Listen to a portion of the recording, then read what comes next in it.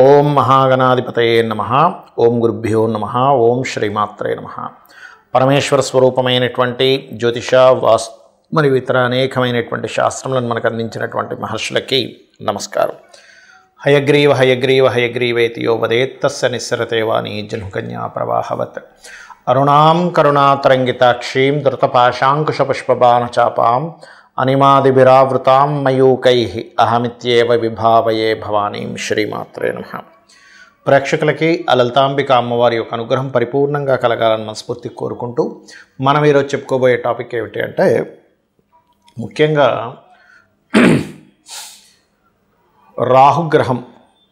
రాహు సర్పగ్రహంగా చెప్తూ ఉంటారు, రాహుకేతువులు ఇద్దరిని కూడా. అందులో ముఖ్యంగా ఈరోజు మనం చెప్పుకునే దాంట్లో రాహువు ప్రతి లగ్నానికి, అదేవిధంగా లగ్నం తెలియని వారి రాశి వారికి ఎక్కడెక్కడ ఉంటాయి, ఎటువంటి ఫలితాలు ఉంటాయి, అందులోని మంచి ఫలితాలు ఎలాంటివి ఉంటాయి, ఇబ్బందికరమైన ఫలితాలు వచ్చినప్పుడు ఎటువంటి పరిహార మార్గం చేసుకోవాలి అనేటువంటి విషయాన్ని ఇప్పుడు మనం తెలుసుకుందాం.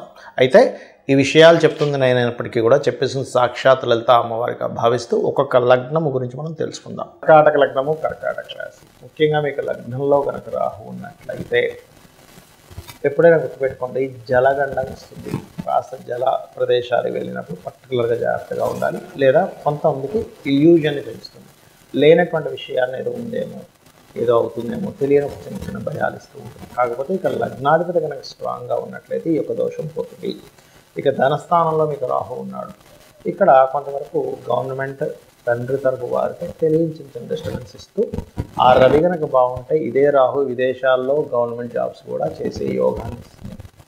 ఇక మూడో స్థానంలో రాహు ఉన్నాడు మీకు. ఉదాహరణకి ఇక్కడ మాత్రం ట్రేడింగ్ రిలేటెడ్, అంటే అలానే షేర్ మార్కెట్ ట్రేడింగ్ కాదు, నీతి మార్కెట్లో విషయాలు, మార్కెటింగ్ చేసే ఇట్లాంటి విషయాల్లో అద్భుతమైనటువంటి యోగం. నాలుగో స్థానం రాహు పర్టికులర్గా వివాహం తర్వాత మీకు గృహయోగాన్ని, లగ్జరీ యోగాన్ని ఇస్తుంది. అదేవిధంగా విదేశాలకు వెళ్ళి చదువుకునేటువంటి యోగం, అందులో ముఖ్యంగా ఫ్యాషన్ రంగాల్లో మంచి విద్యా యోగాన్ని ఇస్తుంది. పంచమ రాహు మాత్రం మీకు కాస్త ఈ సంతాన సంబంధించినటువంటి విషయంలో కాస్త జాగ్రత్తగా ఉండాలి. అదేవిధంగా ఫ్రెండ్స్తో ఆన్లైన్లో కొత్త ఫ్రెండ్స్ ఏర్పడుతుంది, ఆ ఫ్రెండ్షిప్స్ వల్ల ఇబ్బంది వస్తుంది అనేటువంటి ఫ్రెండ్స్ వల్లే ప్రమాదం వస్తుంది.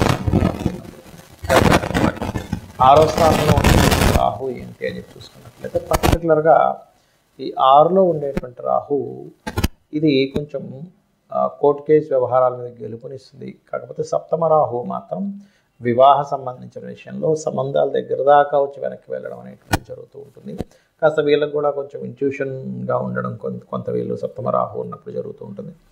అష్టమంలో ఉండే రాహు మాత్రం పర్టికులర్గా జల ప్రదేశాలు వెళ్ళినప్పుడు జాగ్రత్తగా ఉండాలి.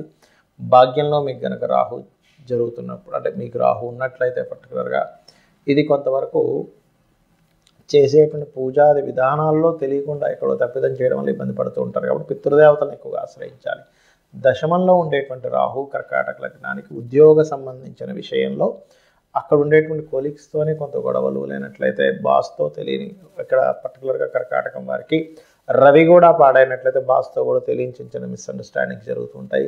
లాభరాహు వ్యాపారాల్లో, అందులో ముఖ్యంగా ఫైనాన్షియల్ రిలేటెడ్ సంబంధించిన మరియు ఏదైనా సరే చూడండి, ఒక్కోసారి మనకి కాంబినేషన్స్ ఈ అందానికి సంబంధించిన ఫ్యాషన్ రిలేటెడ్ సంబంధించిన వాటిలో కలిసి రావడం. 12లో ఉండేటువంటి రాహు ఇక్కడ కాకుండా విదేశాలకు వెళ్ళి అక్కడ వ్యాపారంలో సక్సెస్ అయ్యేటువంటి యోగాన్ని ఇస్తుంది. కాకపోతే ఇందులో పర్టికులర్గా మీ పర్సనల్ చార్ట్లో ఆ రాహు ఉండేటువంటి స్థానాన్ని, అది ఉండేటువంటి బలాన్ని బట్టి కూడా లెక్క కట్టుకోవాలి. ఇక మీరు చేయవలసిన దేవతారాధన సుబ్రహ్మణ్యేశ్వర స్వామి ఆరాధన చేయండి, అన్ని విధాలా బాగుంటుంది.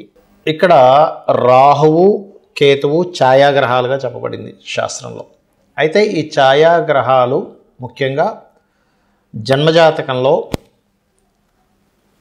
ఎక్కడైనా స్థితి పొందాయి అంటే మనం ఫస్ట్ ఆఫ్ ఆల్ మనం అర్థం చేసుకోవాలి ఏంటంటే, మీ లగ్నం నుంచి శుభత్వంగా ఉండేటువంటి ప్లేస్లో మిత్రక్షేత్రంలో ఉందా, శత్రుక్షేత్రంలో ఉందా అనేది ఫస్ట్ చూసుకోండి. అంతేగాని రాహు ఎక్కడుంటే అక్కడ ఖచ్చితంగా పాప ఫలితాలు ఇవ్వాలని రూల్ లేదు, కేతు ఎక్కడుంటే అక్కడ పాప ఫలితాలు ఇవ్వాలని రూల్ లేదు. ఇందులో మరొక విషయం ఏంటంటే, చాలామందికి కాలసర్ప దోషం అన్నది ఎక్కువగా చూసుకుంటూ ఉంటారు. ఒకటే గుర్తుపెట్టుకోండి, కాలసర్ప దోషం అనేటువంటిది కాలానికి సంబంధించింది. అంటే ఈ దేశంలో ఈ ప్రాంతంలో ఇలాంటివి జరుగుతాయని చెప్పడానికి మాత్రం దేశకాల సంబంధించిన వాటిని ఆ దేశానికి ఏ లగ్నం అవుతుంది, ఏ రాశి అవుతుందో చూసుకొని ఈ దేశంలో ఇక్కడ సునామీలు వస్తాయనో, లేకపోతే భూకంపాలు వస్తాయనో, కరువు కాటకాలు ఉంటాయనో, గొడవలు జరుగుతాయనో ఇట్లాంటివి చెప్పడానికి చెప్పారు. కానీ జన్మజాతకానికి కాలసర్ప దోషం అప్లై చేయమని ఎక్కడ చెప్పలేదు.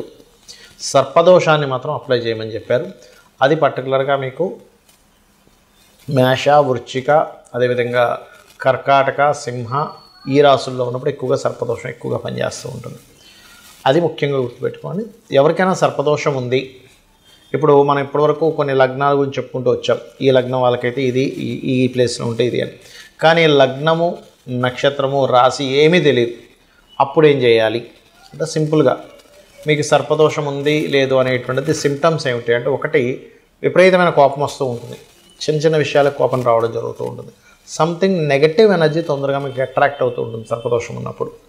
అదేవిధంగా స్త్రీలకైతే మిస్క్యారేజ్ అవ్వడము, విదేశాలకి వెళ్ళాలి అనేటువంటి ఒక సంకల్పం తీసుకొని అక్కడికి వెళ్ళిన తర్వాత అక్కడ ఇబ్బంది పడడము, లేనట్లయితే ఇక్కడి నుంచి వెళ్ళేటువంటి ప్రయత్నం చాలా మట్టుకు మీరు ఎన్నిసార్లు ప్రయత్నం చేస్తున్నా ఫెయిల్ అవుతూ ఉండడము. అదేవిధంగా అదే సర్పదోషం కనుక కొన్ని అంటే మీకు మనకి ఇప్పుడు జాతక చక్రం లేదని మాట్లాడుకుంటున్నాం కాబట్టి సప్తమ స్థానం మీద పడితే కనుక ఒక్కొక్కసారి వారికి వివాహ జీవితంలోనే ఇబ్బందులు కలగడం లాంటివి జరుగుతూ ఉంటాయి. కాబట్టి మీరు దీనికి ఏం చేయాలంటే చాలా సింపుల్గా ఎవరికైనా సరే జాతకం తెలిసినా తెలియకపోయినా సర్పదోషం ఉందంటే దాని నివారణ మార్గం ఒకటి కాళహస్తికి వెళ్ళడం. ఆ ఈశ్వరానుగ్రహం రాహుకేతువులు పూజతో పాటు ముఖ్యంగా అక్కడ ఈశ్వరానుగ్రహం కలగడం వల్ల కాళహస్తికి వెళ్ళిన వాళ్ళకి శుభం కలుగుతుంది, గుర్తుపెట్టుకోండి. రెండవది నవగ్రహాలలో ఛాయాగ్రహాలైనటువంటి రాహుకేతు గ్రహాల దగ్గర దీపారాధన చేయడము.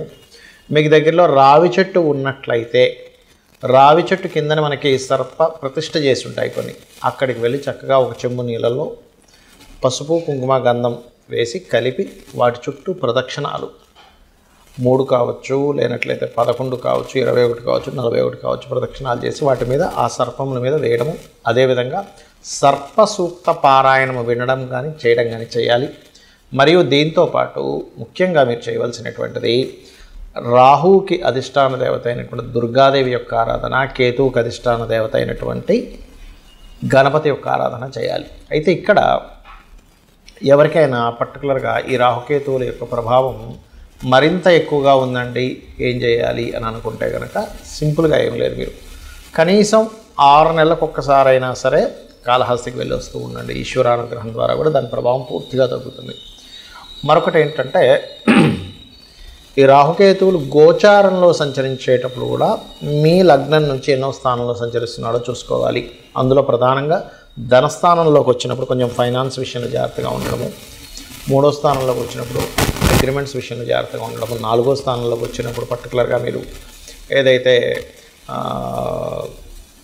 ప్రాపర్టీస్ కొనుగోలు చేసేటువంటి విషయాల్లోని ఇట్లాగా ఒక్కొక్క స్థానాన్ని బట్టి ఆ పర్టికులర్ ఇయర్లో, ఎందుకంటే 1.5 ఇయర్ ఉంటాడు కాబట్టి ఆ పర్టికులర్ ఇయర్లో గోచారంలో వచ్చేటువంటి రాహుకేతువుల యొక్క ప్రభావాన్ని చూసుకోవాలి.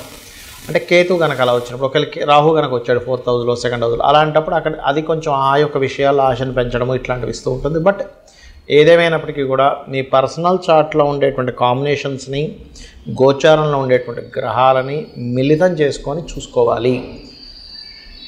ఇక ఈ యొక్క రెమెడీ చేసుకుంటూ గోశాలకు వెళ్ళి ఏదైనా చేయాలి అనుకుంటే గోవులకి బెల్లంతో కూడినటువంటి 4 ఉండల్లా తయారు చేసి గోవు తినిపించండి, మరియు గ్రాసము తినిపించండి. రాహుకేతువుల దోషం అనేటువంటి పూర్తిగా తగ్గుతుంది.